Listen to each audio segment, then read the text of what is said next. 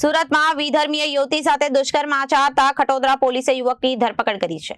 લગ્નની લાલચ આપીને દુષ્કર્મ આચરવામાં આવ્યો હતો તો સોશિયલ મીડિયામાં સંપર્કમાં આવ્યા હતા અને દુષ્કર્મ આચર્યું હોવાની વાત સામે આવી છે. ખટોદરા પોલીસે દુષ્કર્મનો ગુનો નોંધી વધુ તપાસ હાથ ધરી હતી અને આરોપીને પકડી પાડી કાયદેસરની કાર્યવાહી હાથ ધરી છે. સુરતમાં ફરી વિધર્મી યુવકે લગ્નની લાલચ આપીને યુવતી સાથે દુષ્કર્મ આચર્યું. યુવતીની ફરિયાદના આધારે વાત કરીએ તો સોશિયલ મીડિયાથી બંને સંપર્કમાં આવ્યા હતા અને ત્યારબાદ યુવકે કહ્યું હતું કે હું તારી સાથે લગ્ન કરીશ તેમ લાલચ આપી અને દુષ્કર્મ કર્યું હતું. જ્યારે યુવતીએ લગ્નની વાત કરી તો તેણે તરછોડી દેવામાં આવી, જેના કારણે હતાશ થયેલી યુવતીએ ખટોદરા પોલીસના દ્વાર ખખડાવ્યા અને ખટોદરા પોલીસે આરોપીની ધરપકડ કરી છે. ઘટના બનતાની સાથે જ પોલીસ પણ સતર્ક બની ગઈ હતી, કેમ કે યુવક વિધર્મી છે અને તેણે અન્ય કોઈ યુવતી સાથે તો આવું નથી કર્યું કે તેને લઈ તપાસ કરીએ.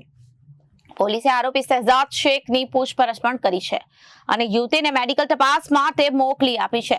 યુવતીનું પોલીસને વધુમાં કહેવું છે કે આરોપી તેને મળવા બોલાવતો હતો અને ત્યારબાદ તેને ફોસલાવીને દુષ્કર્મ આચર્યું.